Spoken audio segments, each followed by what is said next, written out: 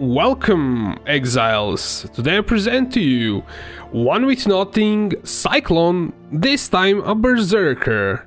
This bad boy is pretty insane. I managed to push him up to 25 million damage on somewhat decent survivability. Is nowhere near the gladiator, but gladiator is nowhere near this much damage. Gladiator, as with a similar gear, did around 10 million damage. This one does 25 million damage. I would have to go back to gladiator, push that one also further, but now what is theoretically possible is around 80 million damage on a gladiator, so this one with additional damage should actually theoretically be possible to do 100 million damage. I will have to test that in POE, but I think it's possible with some ridiculous gear. One of the people watching the stream, the guy named is Durzo, he managed to push the gladiator up to 80 million damage. He showed me like his POE or what he has in game, and actually gave me a few ideas on how to improve my berserker build. So thank you, man, you're awesome. And with the improvements that I did to the build, I managed to basically double the damage. I had to add few split personalities compared to the previous one, and we had to like make even more of a spaghetti of a build, but now it does 25 million damage, which is interesting. I'm kind of wondering if I add the double influence amulet, craft some stuff, get better cluster rules and few things here and there. How far will I able to push this thing? My end goal is to go into fully delirious T16 map and go and steamroll it basically. I wanna feel like I'm just doing regular T16 map, not a delirious one. So that's my end goal with how much damage I want on this character. We'll have to figure out the survivability. It's already actually pretty good, because we get additional damage reduction from endurance charges, we get lots and lots of regeneration, again from Enduring Cry and from War Cry keystone in Ascendancy, so that's pretty nice. And I will add a bit of flat damage, like on top of everything damage reduction as I level up with lead by example on medium cluster jewels, and you will see what that is really soon. But that's kind of what we have at the moment. One thing to note, we are using the forked version of POE, so I will show you how to install that first. We will take a look how to use Path of Building if you haven't used it, then we'll jump into my Path of Building and in-game, and I will show you what we have. Before we do all of that, if you're new to the channel, please consider subscribing and turning on notifications. This helps a lot with YouTube algorithm and how it suggests videos, so if you want to see more videos from me, consider turning on all notifications. And with that out of the way, let's go and install the Path of Building forked version. It has to be forked for this to work. To get the Path of Building community version, or as it's called, forked version of Path of Building, go over to this URL and download the latest zip version. You want the zip version because it's going to be portable and it's not going to mess with your current installation of your regular Path of Building, so you can have two of them. You can, if somebody is using the community version, you import it in that version of Path of Building. If they're using a regular one, you import it in your current Path of Building that you have. So it's not a big deal, it's not going to mess with anything on your computer, it's portable, so it's really good. If you don't have a zip program to unzip it, 7-zip is free and it works. It's open source, free, and yeah, it's awesome. Get either 64 or 32-bit depending on your system. Once that's downloaded, just right click 7-zip and extract to the folder. And then you just put this folder wherever you want, on your C drive, D drive, or wherever drive you want to put it on. Just keep it somewhere that's safe, that you're not going to delete it by mistake. You can put it on your flash drive if you want to take it with you. And I recommend actually getting the regular POE in the portable version, because it's better. No reason to kind of have it installed on your PC. If you reinstall your system, you lose it. This way you won't lose it anytime and you keep all of your builds that you have imported. This takes a bit to launch, but once it's launched, it's all done. In the past we had to edit the manifest files. This is no longer needed. The manifest file is already edited in this URL that I gave you, from where you're going to download it. The straight like if you know if it's community version, it says down here POE community fork, and you know it's POE community fork. Few things to note here. You import builds from here, import from pastebin, and that's how you're going to get my builds in. I'm going to quickly get one pastebin so we can import it. Okay, I grabbed from my POE that I'm using. You have two of them open, by the way, at the same time. So you grab the code and I say import from pastebin. I copy, well, I paste with Control V here. I say import, and I have to click import again. And here it is. Here's the build. It's that simple. Now, a few things to note in.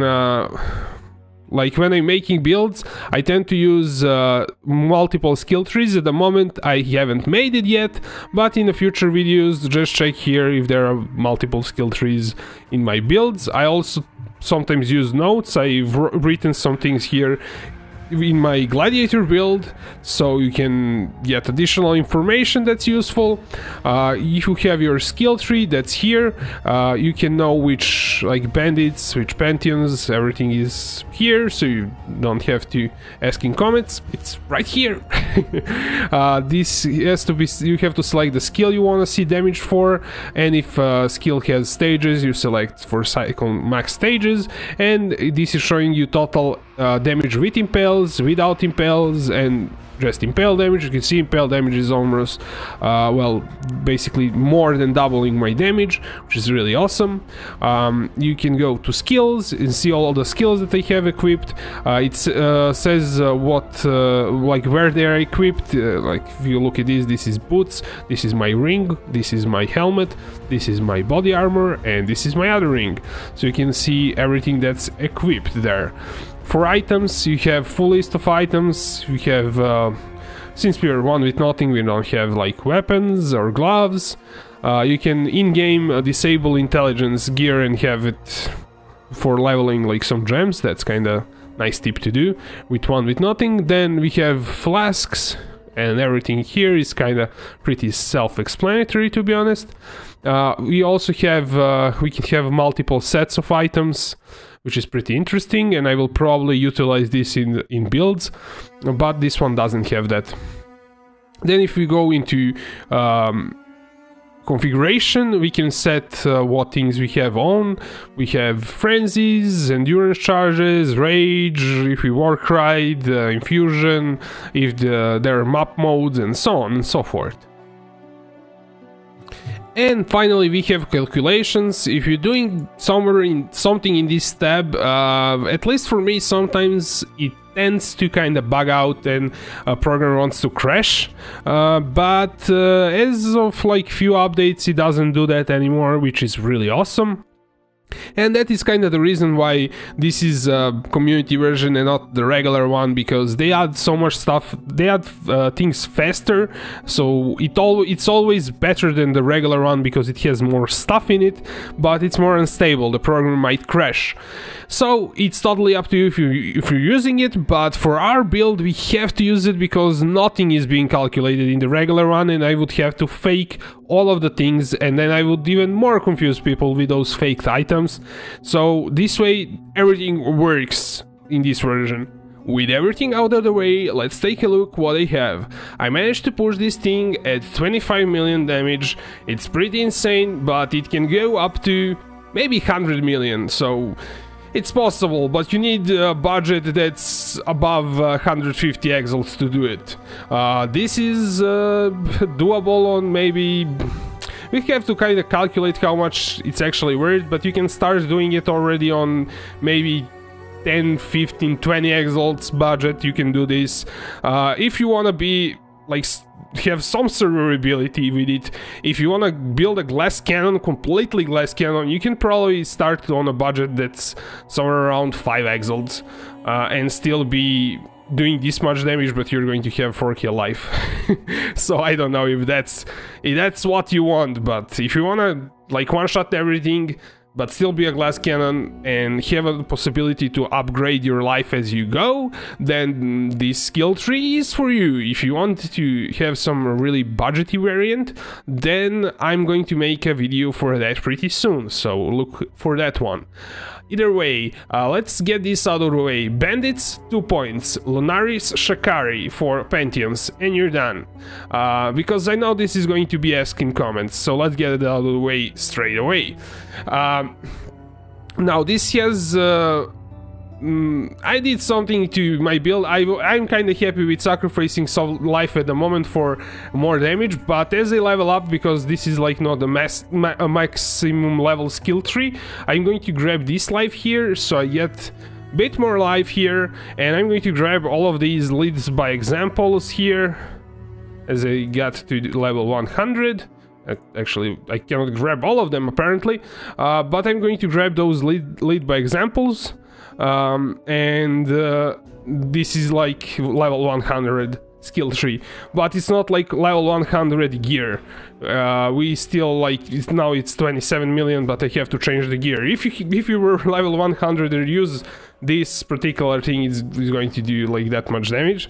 So it's coming along pretty nicely. So what we did is spaghetti up everything even more than in the previous iteration. Now it basically grabs nothing on a skill tree. Only thing that we kind of look for are jewel sockets, and only jewel sockets that are kind of interesting are the ones that are kind of more further away from the starting zone, because split personalities give you more dexterity as you travel further, and I think this is actually better to take a look in game, because you can see how much exactly each split personality is actually giving me. So here we start, go through life. I kind of try to go through as much life as I could along the way, without compromising anything. I have my brown jewel for corrupted blood just in case, and it gives 6% dex, which is good. It's going to get replaced at some point with something, but at the moment it works. You go through this whole bunch of life. This life actually is going to give you additional 4 dex for each one of these node, if you manage to roll it. So you have to use Divine Orb on Brutal Restraint and hope to get 5% dex on this node or on this node. I managed to get 5% here, which is okay for the time being. So all of these nodes are going to give you 4 dex, which is awesome, because you're going through here, and yeah, it's really good. And these ones are going to give you additional 2 dexterity. Go to here. This is first split personality.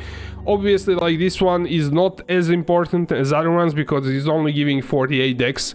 You could socket something else in there for time being, maybe one with evasion, because it's like not like the greatest spot for split personality, but I wanted to add one there too. So we go through here. Art of Gladiator, really awesome for like ignoring movement, ignore all movement penalties for armor, and that way you can move even faster. Gives 20 dex. Go through life here. This gives you a bit more range and some physical damage. Then I opted to Annoyed Battle Cry, so I can get 3 additional skill points to put somewhere else, because this increased Warcry recovery is good, but I have so much recovery from mob mentality that I don't really need that one. Increased duration is completely useless to me because I'm Warcrying all the time and refreshing the buff, so it's really not needed. Go through here, grab the first cluster jewel. So the point was to travel as much as possible to the first cluster that we want to grab. So you could build something like a different skill tree, but your main point is to travel as much as possible to your first cluster, because there you're going to put your split personality. So the further it is, the better. And this one is giving 76 dexterity, which is pretty good. We have our hollow palm. We have these jewels that are not perfect. They're doing deep cuts. That was really important to me, and I managed to roll Smite the Weak. I wanted to roll Drive the Destruction. Yeah, Drive the Destruction. I always mix up the two. There's Feed the Fury and Drive the Destruction. One is for mana leech, one is for a life leech, you want one with life leech. I think it's drive the distraction. And I rolled some... You don't care about this. Like, these nodes here are not important because we're trying to save up as much as possible in terms of skill points, and we don't want to waste it going through here. I initially wanted to go like this and get additional travel distance to this thing, but then you kind of waste 2 skill points, and I really don't want to waste any skill points in this iteration of the build. And we have Warcry's Mob Mentality, which is going to give you your nearby party members gain 5 rage when you Warcry, and we are Warcrying non-stop, basically every 1.3 seconds, and it's pretty awesome. And Warcries are really good with our Ascendancy, which we'll take a look in a second. Go through here, grab like Dexterity here from Split. This one is already giving a bit more because we traveled 54, there are 54 skill points in between this node and this node. That's the point. Then we go here, grab Iron Reflexes, another cluster here. As you can see, I tried to grab nothing along this way if I didn't have to grab it. That's like the whole point. Go through here, another Smite the Weak Deep Cuts. That apparently wanted to roll, so I got that. I will probably try to recraft them again, but even Smite the Weak is pretty good because I'm maiming enemies all the time. These attacks have 10% chance to maim on hit. That is completely useless because our enemies are maimed constantly from our... which is it? Flesh and Stone or Blood and Sand? It's Flesh and Stone. We're looking for blood stance. Nearby enemies are maimed while in blood stance, and I'm always in blood stance, so this is basically, I'm getting 40% increased attack damage all the time, which is pretty good against any enemy. So it's pretty comparable to Drive the Distraction, but Drive the Distraction is going to actually give you some leech together with it. Then going against, I'm stacking Mob Mentality. That's the whole point of these drills, so I can have rage, like insane amount of rage, really, like all the time. Another Mob Mentality, another Split Personality, nothing out of the ordinary. Grab this percent dex because it's really awesome. Go through here, another split giving 83 dexterity. As I said, once I level up, I will grab this life here. Go through here, another cluster, another same thing. This time around I have a Devastator because that rolled.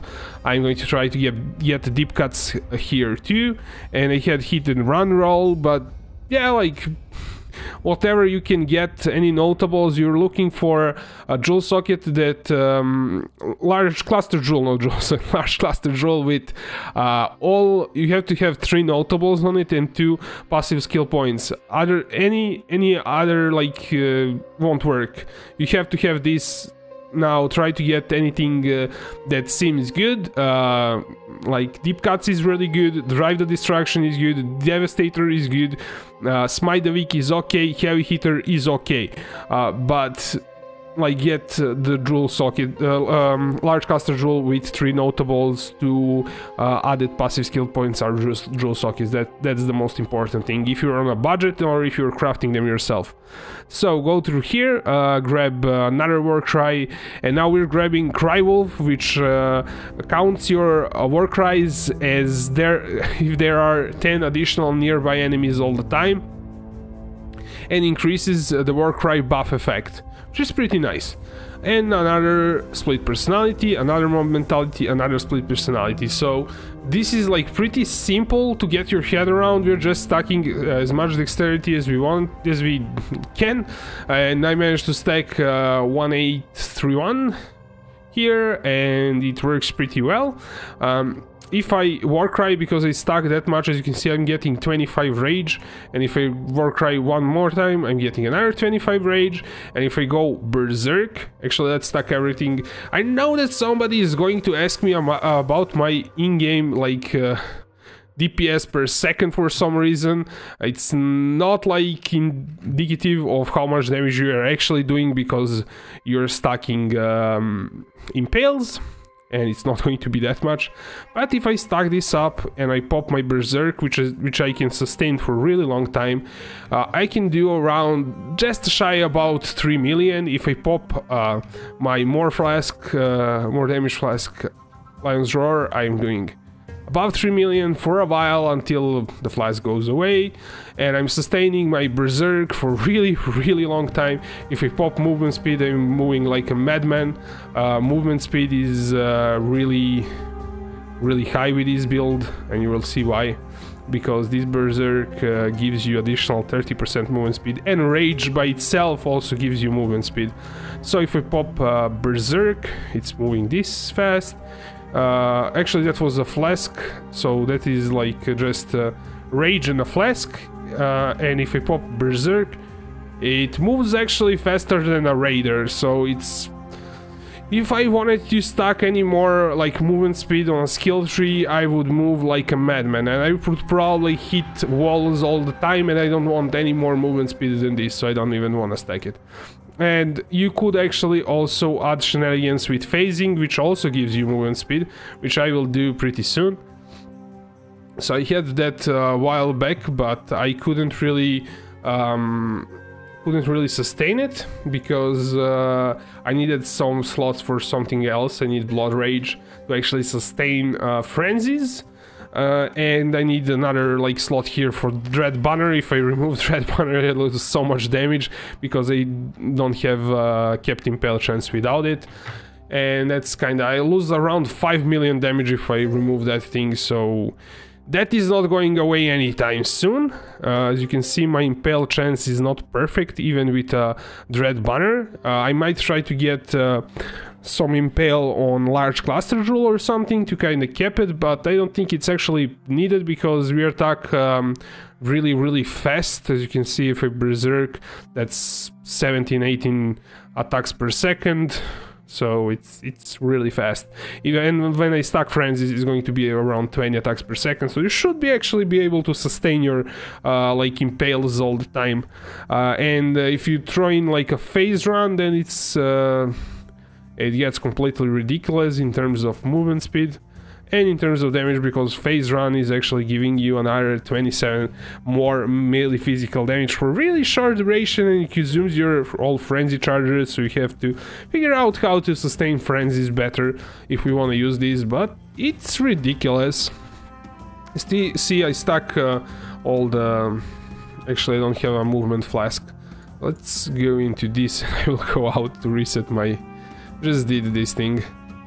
I reset the flasks, and if I stack all the rage, go into defenses, pop the berserk, pop the flask, pop the movement speed. For like short duration, it goes really crazy.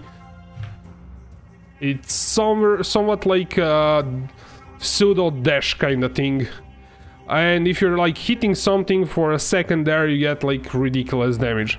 So this is kind of the playstyle. We don't use phase run yet, we use Blood Rage. So the thing is, I pop all, as I start the fight, I pop everything here, I pop all the flask, and I start like moving like this, and as soon as like everything goes down, I pop everything, and that's how it works.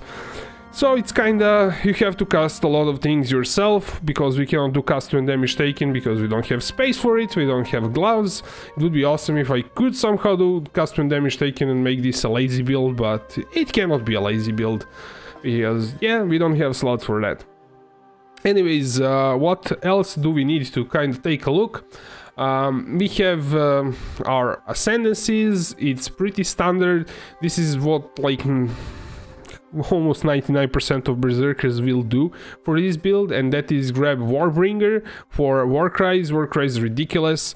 Increases, you recover 25% life and mana every time you Warcry. That's every 1.3 seconds, and you're also getting from Enduring Cry, you're getting around 1k recovery either way. You also gain 15% chance to deal double damage if you Warcried recently, so that's pretty good. We have Aspect of Carnage, which is ridiculous. yeah, you take increased damage and makes you a bit of a glass cannon, but you do so much damage with it. It's like crazy. We go for rage. This like makes it so we can generate even more rage when we are hitting something and sustain our berserk for even more like ridiculousness.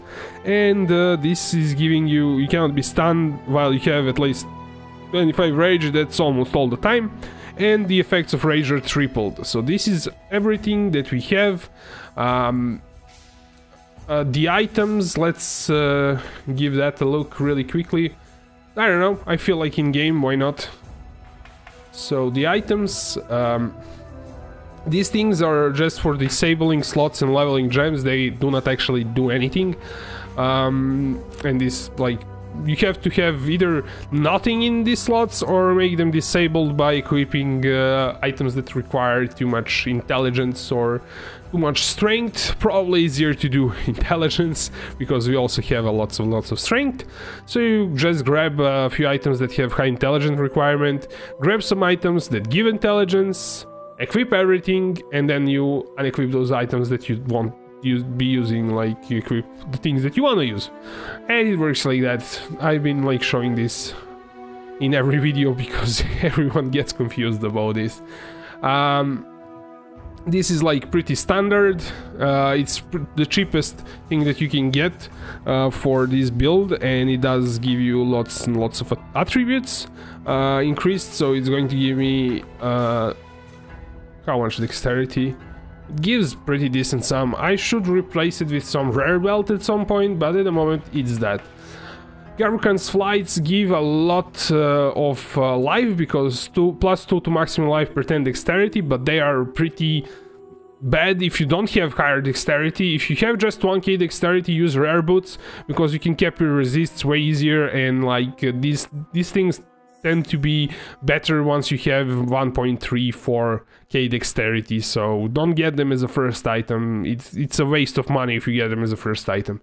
Try to raise your dexterity first, then get these things later on. Wild wrap, still, I try to use some rare chest, and I will try to replace it with a rare chest in the future, but at the moment I cannot like make use of anything else than this thing. It's simply that good. It increases your dexterity and increases your damage per 15 dexterity, gives you a bit of resist, nothing crazy, and everything else is not like that crazy. This evasion rating is actually pretty good because it gets converted into armor. Rings are, this is like, I got this one just as a temporary ring once I leveled Berserker to keep my resistances until I get to replace the first ring, which is one with -9 to total mana cost. I have to replace this one first, then make a better one like this. So this is like a temporary solution at the moment. I will have to get one unset ring with -9 total cost of skills, or get a chest with -15, so we'll have to figure that one out. Astromantis is still really good for me. I want to replace it with double influence, but I wasted so much money crafting stuff and getting all the splits additional, the ones that I needed, so I have to farm up some currency for that. And I also want to do Chayola breaches for leveling, so I'm not sure when I'm going to replace it with double influence.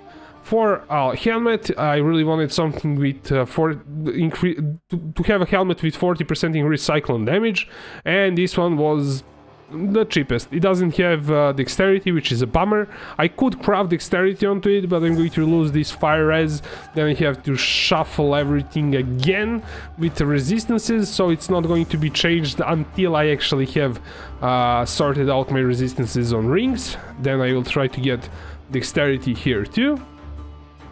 For flasks, we're using Lion's Roar. It's like a staple of any melee build because it gives you 24 more melee physical damage during the flask effect, which is ridiculous. It does knock back enemies, so you might not like that, but it works pretty well. Movement speed flask, nothing special. Removing curses, removing bleeds, and the moment I have a Zeris I might change it for something else, but this one gives you a bit of chaos res and a bit of leech. from that chaos res, and you gain 20% of his damage as extra chaos damage, which is pretty good. So this is all that we have. If you have some like questions, want me to like check something, please leave a comment below, and thank you for watching, guys. I'll see you in the next one.